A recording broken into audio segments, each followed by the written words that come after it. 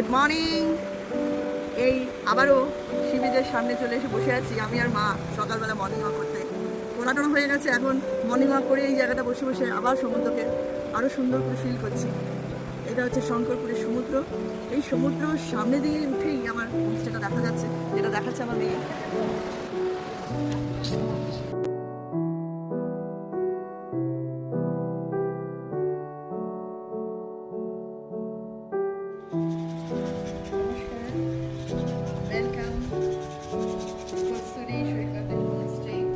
এই হচ্ছে AC room কস্তুরী সৈকতের হোমস্টেতে।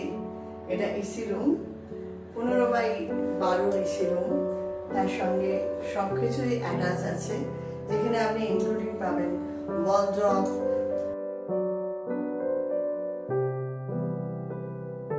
চেয়ার অ্যান্ড টেবিল,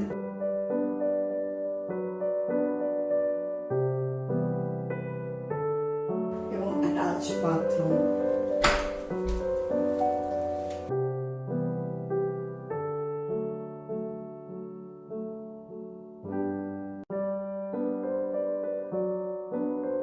দুই পাশে বড় বড় জানলা, জানলা খুললে বিশাল হাওয়া, সমুদ্রের হাওয়া আসছে। আর আপনাদেরকে দেখিয়ে দেবো এবার সমুদ্রটা কোথায় আছে।